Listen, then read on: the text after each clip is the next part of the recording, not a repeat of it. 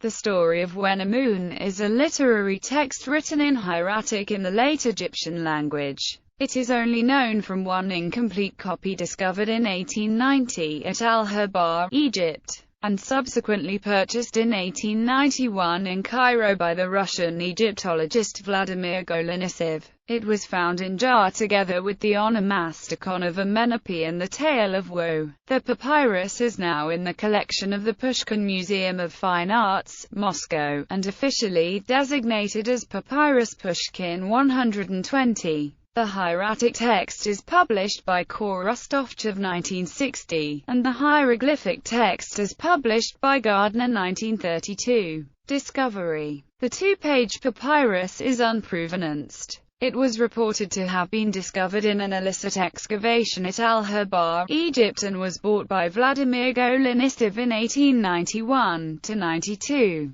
Golenisev published the manuscript in 1897–99. The text. The story is set in an anonymous year 5, generally taken to be year 5 of the so-called Renaissance of Pharaoh Ramesses XI, the 10th and last ruler of the 20th dynasty of ancient Egypt. However, since Carl Janssen Winkelnd has proposed to reverse the order of the high priests of Amun-Herihor and Piank, this ascription has become disputed, with the pontificate of Herihor falling later than that of Piank, who was attested in year 7 of the Renaissance. The date in the heading of Wenamun should rather refer to the direct successor of Ramesses XI.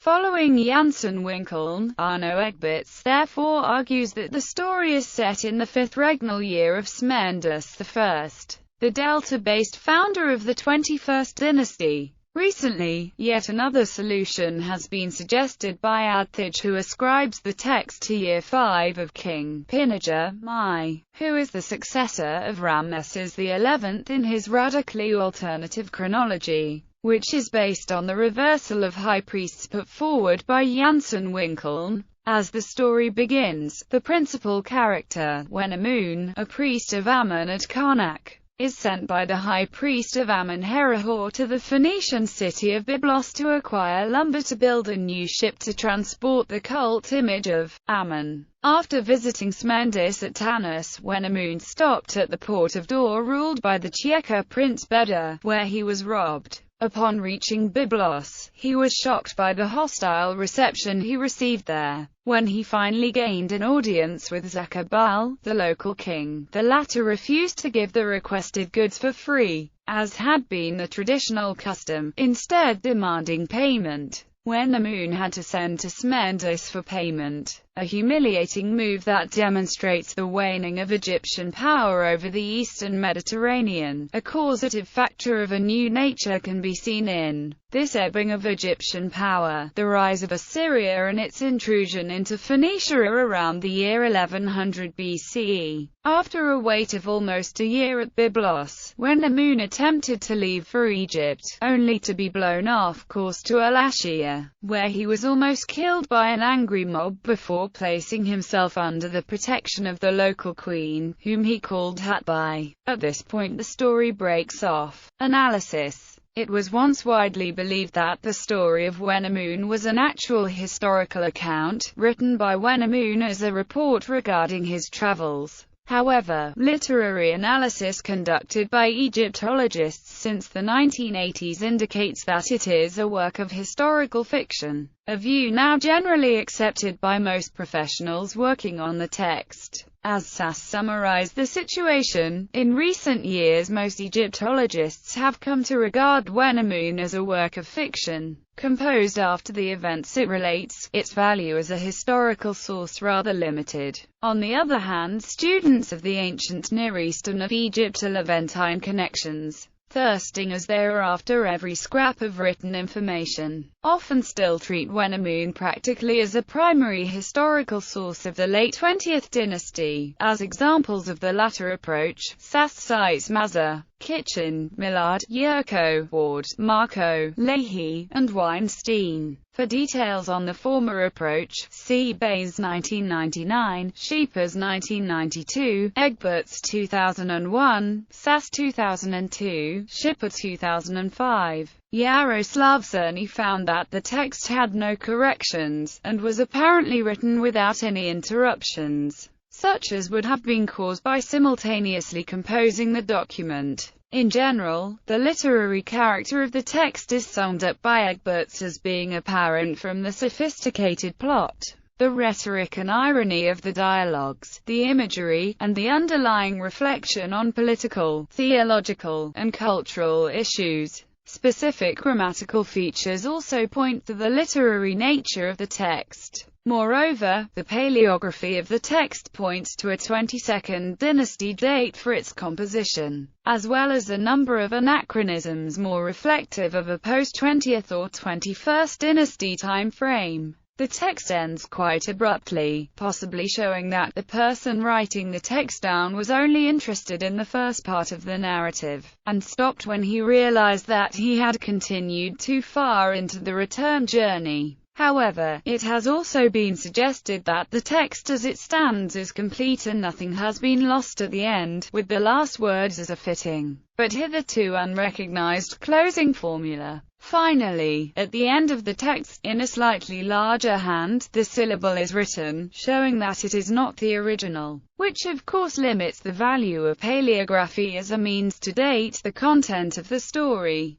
It would be naive to assume that there have only been two copies of this narrative, a 20th dynasty original and a 22nd dynasty copy. The literary elements in the surviving text suggest that in between the events described and the apparent date of our surviving copy, the story was somehow reworked to entertain a broader audience. From the fact that many of the main protagonists are not properly introduced, it seems clear that the report became literature at a time when most of the names and situations were still recognizable for an educated audience. A case in point is the ambiguous reference to the messengers of Chemours who spent 17 years in this country and died in the positions in lines 251 to 53. Since this could theoretically refer to either Ramesses IX, Ramesses XI, or the son of Ramses II, it seems that the editor of the text could expect his readers to know who was meant. It is quite possible that the copy we have may date as much as 150 years later than the original. The first reason for this assumption is that the postscript is used. This is otherwise only used in the 22nd dynasty. The other reason is the locale where the document was discovered, the Upper Egyptian town of Al-Habar. This town only gained any degree of importance under the reigns of Shoshenq I and Asorkon I.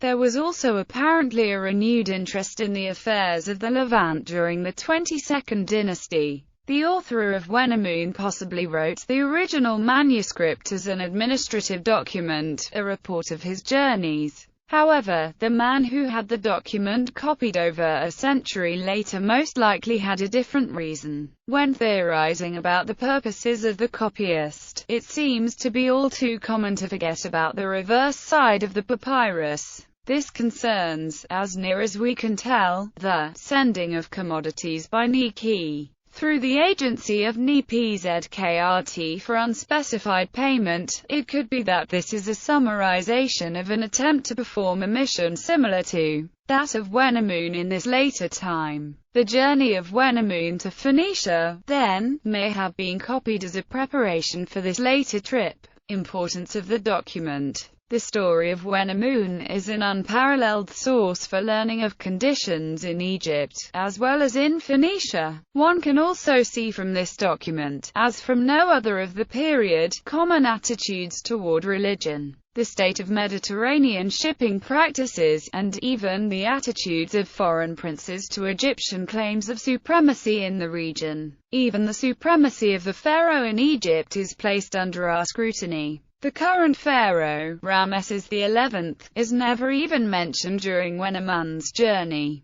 Thebes, Wenamun's hometown, is under the control of Herihor, the high priest of Amun. The authority Wenamun goes to see in the delta is Smendis, who resides at Tanis, and bears the never-before-seen title, organizer of the country. It is worthy of note that neither Smendis nor Herihor bear any royal title whatsoever. Overall, the story of Wenamun presents to us what could possibly be the most vivid and descriptive narrative of pre-classical times. Because the text is based on a historical framework, it remains particularly useful to historians for the study of the late New Kingdom and early Third Intermediate period. They often treat the text as a primary source of the late 20th dynasty. The story of Wenamun was discovered with another historical fiction, the so-called Tale of Woe, Papyrus Pushkin 127, which takes the form of an imaginative letter as a vehicle to convey a narrative. See Camino's 1977 for discussion of both works.